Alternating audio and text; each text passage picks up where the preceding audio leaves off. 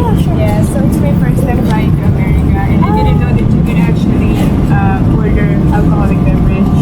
Yeah, you can. Yeah, so can I have this one? Which one? The Cabernet? Yeah. Yeah.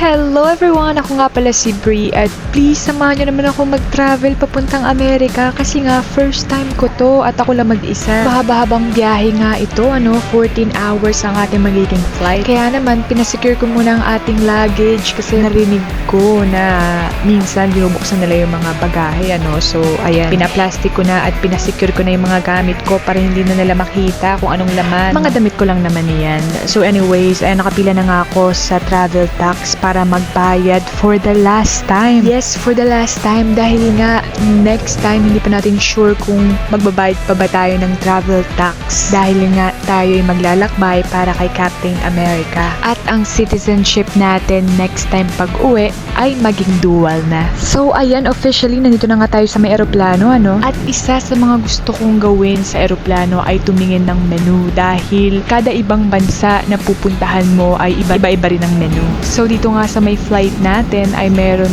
silang ina-offer na 3 meals para sa 14 hours na flight. O diba, sulit na. So ayan, parang first time ko ngang maka-experience na may screen sa eroplano na pwede mong makita yung destination na pupuntahan mo live. Pwede ka rin manood ng movie o makinig ng music. At itong ang airlines na nasakyan natin ay meron silang pa-freebie na hygiene kit. Ang laman niyan ay yung sleeping mask, toothbrush, at saka itong medyas. So ayan, ang swerte ko kasi ang katabi ko Filipina, kaya ayan, dinaldal ko muna siya. Hindi ko talaga yung kakilala si Madam pero sobrang bait niya at during the flight ayan, nag-usap-usap lang kami at since nga first time ko sa Amerika ay nagtanong-tanong na rin ako kung ano ba yung mga i-expect ko pagpunta sa may Amerika. Isa nga sa mga na-discover ko ay pwede palang umorder ng alak dito sa may international flight. First time ko to. I didn't know that you can order alcohol on the plane.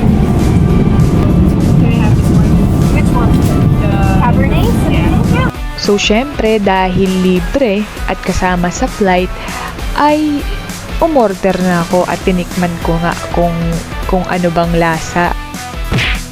Degrees Celsius or 62 degrees Fahrenheit. Visibility of 9 traffic miles and overcast clouds at 10,000 feet. Check your time.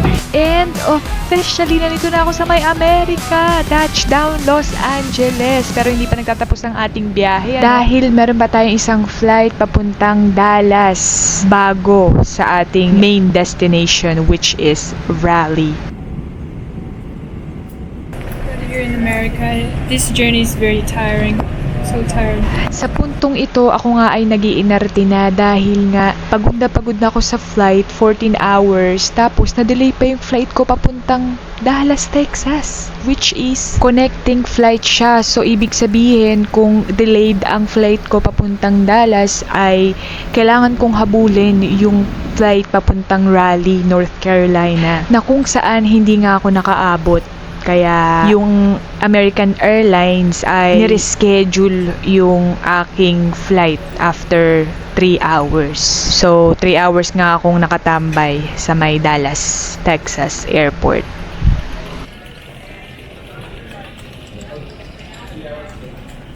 So, ginabi na nga bago tayo makarating sa ating destinasyon. Total of 20 hours ang ating naging flight. Kaya naman, nung nakarating ako ay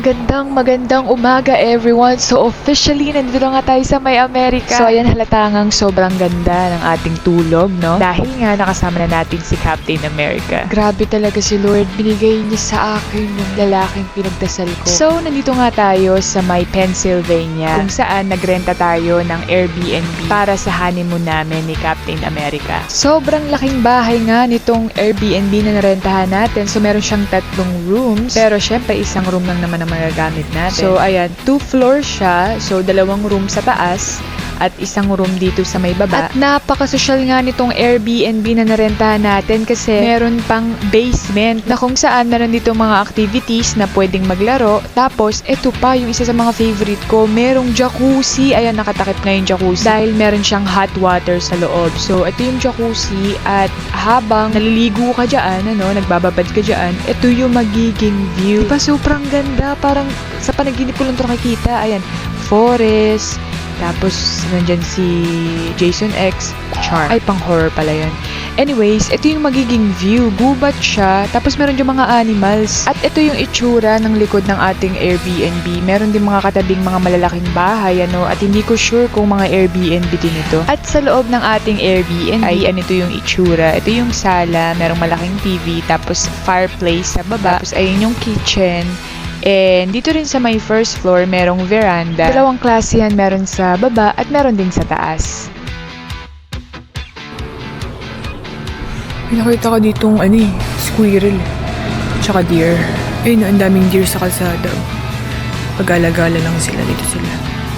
Ganitong mga klaseng animals nga yung mga makikita natin dito. So ito, hindi ko alam kung anong klaseng animal siya. Ngayon ko lang siya nakita. Mukha siyang daga na squirrel. Isa sa mga napansin nga natin dito sa may Pennsylvania ay sobrang daming usas sa kalsada. Pag-gala-gala lang sila. So sa tuwing nagdadrive kami ay sobrang ingat namin para hindi namin sila masagasaan. Kung mapapansin nyo, meron ditong board na ang nakalagay ay Animals of the Woodlands. Na kung saan ang mga nakalagay dito ay yung mga klase ng animals na pwede nating makita. Ang unang naging hamon nga natin dito sa May Amerika ay kung anong almusal ba ang ating kakainin. Gusto ko nga magkape ngayong umaga pero hindi ko alam kung paano to gamitin. Meron sila ditong coffee maker. So dahil nga tulog pa ang aking Captain America ay sinearch ko muna kung paano ba ito gamitin dahil wala namang ganito sa amin. Dahil kadalasan nga ay coffee ko brown at mainit na tubig lang ang ginagawa ko sa tuwing umaga. Napag-alaman nga natin na kailangan natin ng paper filter, ground coffee na kung saan meron tayong nakita ditong Nescafe at kailangan din ng tubig syempre. I actually forgot to wash. Wow. Was in green milk. I'm gonna do is I'll put the coffee filter here. Coffee filter. We have some coffee now and some water.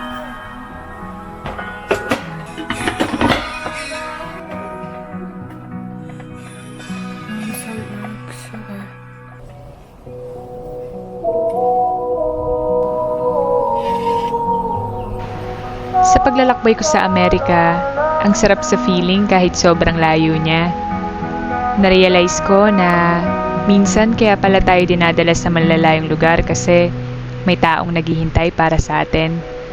Itong naging journey ko, alam ko simula pa lang to. Kasi habang tumatagal ako dito, may isang pangarap na unti-unting nabubuo. Isang bagay na matagal ko nang gustong gawin.